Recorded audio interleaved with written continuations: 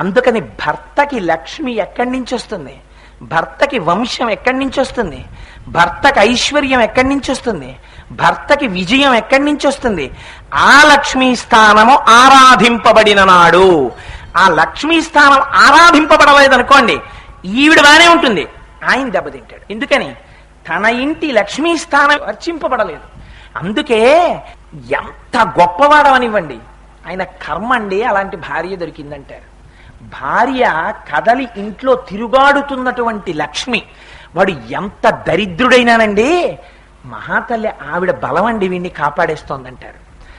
అందుకే ఆడవాళ్ళకి ఎంత తేలిగ్గా ఇచ్చేసిందంటే అమ్మవారు ఉపాసన, వాళ్ళు మొగాళ్లే లేచి సంధ్యావందనం అవేం చెయ్యక్కర్లా. నిద్ర లేవగానే ముఖం కడుక్కుని ఇలా బొట్టు తీసి ఇక్కడ పెట్టుకుంటే చాలు, లక్ష్మీదేవిని సహస్రనామాలతో వాళ్ళు ఆరాధన చేసేసినట్టే. భర్త మాట్లాడుతున్నప్పుడల్లా భార్యతో దృష్టి వెళ్ళి ఆ సింధూరం మీద పడుతుంటుంది. అలా పడుతోందనుకోండి, మళ్ళీ ఆ సింధూరమే పెట్టుకోవడంలో ఇంకో రహస్యం ఉంది. ఏం శంకరాచార్యులు వారే అమాయకులు కాదు, ఎంత రహస్యంగా మాట్లాడతారో జాతి మరిచిపోతుందని అటువంటి శ్లోకాలు ప్రయోగం చేస్తారు శంకరాచార్యులు వారు. సింధూరమే ఎందుకు పెట్టుకుంటారు? పాపట్లో సింధూరం పెట్టుకుంటే కుంకుమ పెట్టుకోవాలి. కుంకుమ కాని ఇతర పదార్థములను పెట్టకూడదు. ఆజ్ఞాచక్రం మీద కుంకుమ పెట్టుకుంటారు. పెట్టుకున్న చేతికున్న కుంకాన్ని గోడలకి గొంజలకి రాయకూడదు, దాన్ని పాపటలో రాసుకుంటారు. అందుకని పాపట కొద్దిగా ఎరుపుగా ఉంటుంది ఆడవాళ్ళకి, ఇక్కడ మాత్రం సింధూరం సూర్యబింబంలా వెలుగుతూ ఉండాలి. వెలిగితే ఏమవుతుంది? భర్త భార్య ముఖం చూసి మాట్లాడుతుంటాడు. మాట్లాడినంతసేపు భార్య పాపటకి ముందున్నటువంటి సింధూరం వెంక చూసి మాట్లాడుతుంటే, తాను మాట్లాడుతున్న మాటలు ఇవాళ నేను ఈ ప్రయత్నం మీద పెడుతున్నాను, ఇది తప్పకుండా కలిసి రావాలి, భగవంతుడి దయ పెడుతున్నాను అని మాట్లాడతాడు. ఆవిడ కూడా వెంటనే తన భర్త కనుక ఆయనకి పాపం చాలా ఇబ్బంది పడుతున్నారు, ఆయనకి పని అయితే బాగుండు అనుకుంటుంది. ఆ అనుకున్న మాటని సఫలం చేసేది ఎవరు? లక్ష్మీస్థానం. ఆవిడ కటాక్షించాలి, అందుకని ఆవిడ అర్చింపబడి ఉండవలే. అందుకని ఇవాళ శంకరాచార్యులు వారు ఈ రహస్యాన్ని బయట పెడుతున్నారు. బయట పెడుతూ ఇది మనం ఎలా దర్శనం చేస్తాం?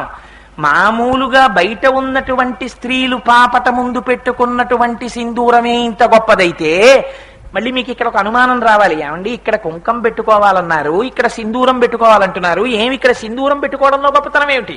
సింధూర పూజ ఇద్దరికీ, జ్ఞాపకం పెట్టుకోండి. ఎవరికి పడితే వాళ్ళకి సింధూరంతో అర్చన లేదు. సింధూరంతో అర్చన ఇద్దరికే చెయ్యాలి. ఒకటి గణపతికి చెయ్యాలి, రెండు హనుమకి చెయ్యాలి. ఏమి ఇద్దరికే ఎందుకు చెయ్యాలి? మొదటి పూజ గణపతిది, చివరి పూజ హనుమది దేవతల్లో. ఎందుకని? మీరు ఏ పని మొదలు పెట్టండి, గణానాం త్వా గణపతికం హవామహే కవిం కవీనాం ఉపవస్త్రమస్తమం జ్యేష్ఠరాజం బ్రహ్మణాం అని మొదలు పెడతారు కదా. అందుకని గణపతికి సింధూరం. అందుకే ప్రాత స్మరామి గణనాథ మనాథ బంధుం సింధూర పూర పరిశోభిత గండ యుగ్మం ఉద్దండ విఘ్న పరిఖండ నచండ దండ మాఖండలాది సురనాయక బృందవంద్యం అని గణపతి సింధూరం రాసుకుంటారు. హనుమ చిట్ట చివరకు వస్తారు, పవమాన సుతుడు పట్టు పాదార విందములకు అన్నాడు అనుకోండి, అయిపోయినట్టే ఇంకా. అందుకని చివరకు వచ్చేవారు హనుమ. అదే కాదు, ఇంకొక రహస్యం, అన్నిటికీ ముందుండేది ప్రణవం. ప్రణవంలో ఓం అన్నప్పుడు ఆ చివర అన్న నాదం హనుమ. అందుకని చివరకు వచ్చేవారు. అందుకని చివరి పూజ హనుమది సింధూరం, ముందు పూజ గణపతిది సింధూరం.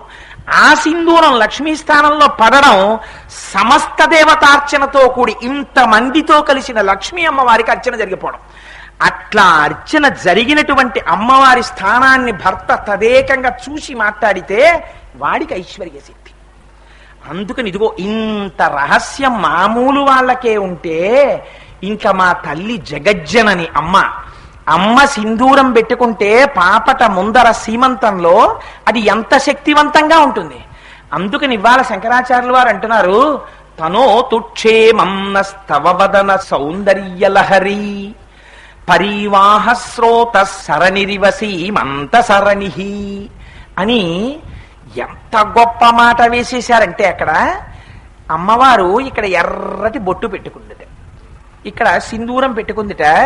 ఇక్కడ సింధూరం పెట్టుకుని అమ్మవారు కుంకుమ బొట్టు పెట్టుకున్నప్పుడు ఆ కుంకుమ బొట్టు కూడా ఆడదానికి ఎలా ఉండాలో చూపించేశారు వ్యాసుల వారు. అలా చెప్తే బాగుండదు, ఒకరికి చెప్పినట్టని ఎంత గొప్పగా చెప్పారో తెలుసా అండి? ముఖ చంద్ర కళంకాభమృగనాభి విశేషక అన్నారు.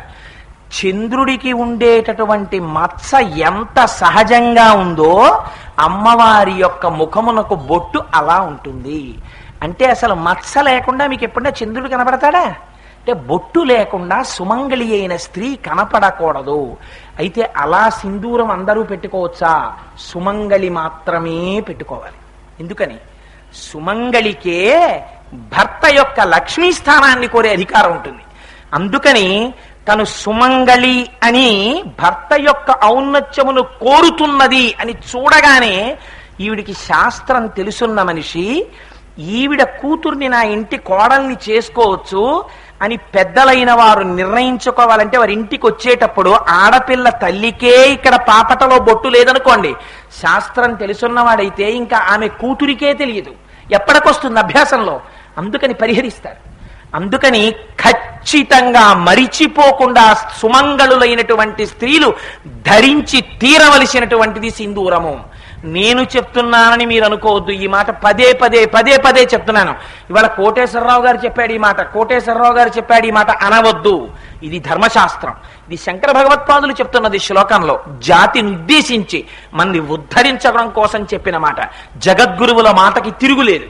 అది శ్లోకంలో ఉన్నది కనుక దాని వ్యాఖ్యానంలో నేను చెప్తున్నాను అంతే. పెట్టుకోవడం పెట్టుకోకపోవడం మీ ఇష్టం. అందుకని శంకరులు అంటారు, అమ్మ ఇక్కడ కుంకుమ పెట్టుకుంది, ఇలా పాపటలో ఆ కుంకాన్ని రాసుకుంది. ఇది మనకి చూపిస్తారు మిగిలిన వాళ్ళకి ఆదర్శం చేయడం కోసం.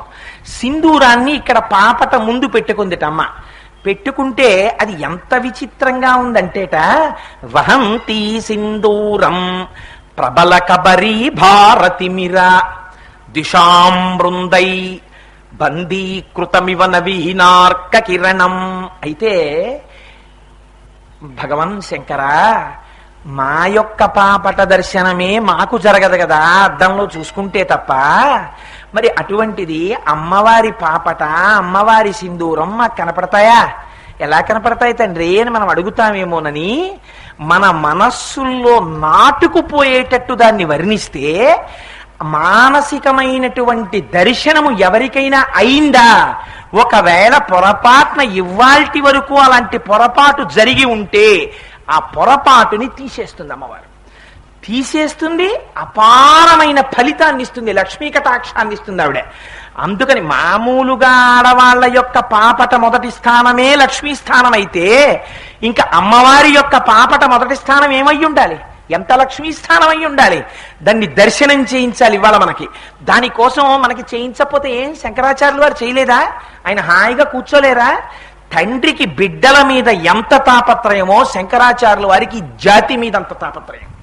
నేను చెప్పకపోతే వీళ్ళకి ఎలా తెలుసుకుంటారు, వీళ్ళు ఎలా ఉద్ధరింపబడతారు అని మహానుభావుడు మనకి చెప్పడం కోసమని ఇవాళ ప్రయత్నం చేస్తున్నారు. ఆయన అంటారు, అమ్మవారు ఇక్కడ సింధూరం పెట్టుకుందిట. పెట్టుకుని ప్రబల కబరీ భారతిమిరా, ఈ జుత్తు ఇలా దువ్వుకుందిట. దువ్వుకుంటే ఎలా ఉందంటేట, జుత్తు చూస్తే చీకట్ల గుంపులొచ్చి ఇక్కడ కూర్చున్నాయా అన్నట్టుగా ఉన్నాయిట. అది కూడా ఎలాంటి చీకటిట? ప్రబల కబరీ, అపారమైన బలం ఉన్న చీకటిట. అదేమిటండి చీకటికి బలం ఉంటుందా అంటే శంకరులు అన్నారు, బలం ఉంది చీకటికి. ఏమిటిట బలం ఉందని గుర్తు అంటే, అమ్మవారు పాపట ముందు పెట్టుకున్నటువంటి సింధూరము బాలసూర్యుడిలా ఉందిట. బాలసూర్యుడికి చీకటికే శత్రుత్వం. మీరు ఎప్పుడు గుర్తుపెట్టుకోండి, మధ్యాహ్నం సూర్యుడికి చీకటికి శత్రుత్వం ఉండదు. ఎందుకనంటే అసలు మధ్యాహ్నం సూర్యుడిని చీకటి ఎప్పుడన్నా చూసింది ఏమిటి శత్రుత్వానికి? దాని మొహం అది ఎప్పుడు చూడదు. ఎందుకంటే మధ్యాహ్నం సూర్యుడు వచ్చి రావడానికి 6 గంటల ముందు వెళ్ళిపోయింది అది. అందుకు దానికి తెలియదు. దాని కోపం, దాని శత్రుత్వం అంతా ఎప్పుడు ఎవరి మీద అంటే కేవలం బాలసూర్యుడి మీదే.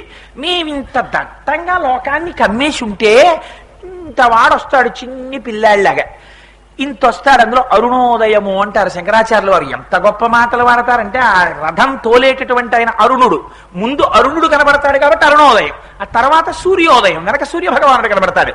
అందుకని ఇంత చిన్ని సూర్యుడు వస్తాడు ముందు. ఇంత చిన్ని సూర్యుడు వచ్చి చీకట్లని తరిమి కొట్టేయడమే.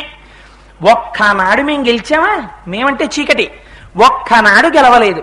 పోనీ మేమంటే ఇంతంత పెద్దవాళ్ళం చీకట్లం. ఆయన ఇంత వాడొస్తాడు ముందు. అసలు పెద్ద సూర్యుడు రావక్కర్లేదు, బాలసూర్యుడే మమ్మల్ని ఓడించేస్తున్నాడు ఎప్పుడును.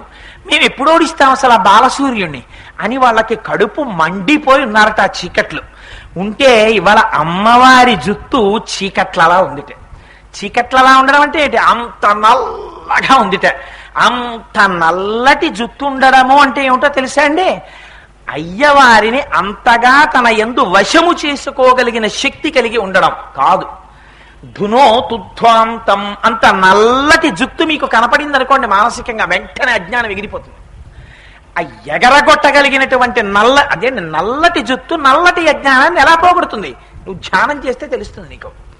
అందుకని తుమ్మెదల బారుల్లో ఉంటాయట అమ్మవారి కేశపాశాలు.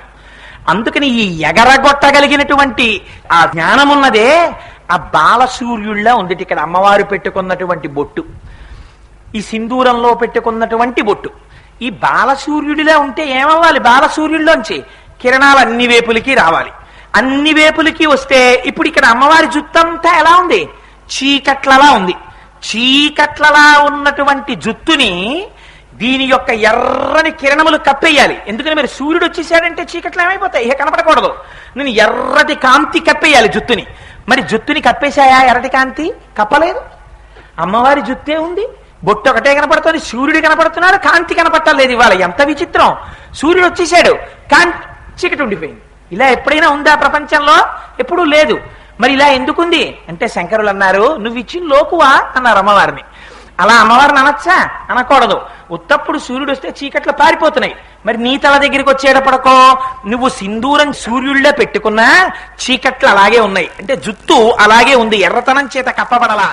అమ్మా, ఈ ప్రబల కబరి ఆ జుత్తుకి ఇంత బలం ఎక్కడి నుంచి వచ్చిందమ్మా? నీ వల్ల వచ్చింది, నువ్వు ఇచ్చిన లోకువా అన్నారు.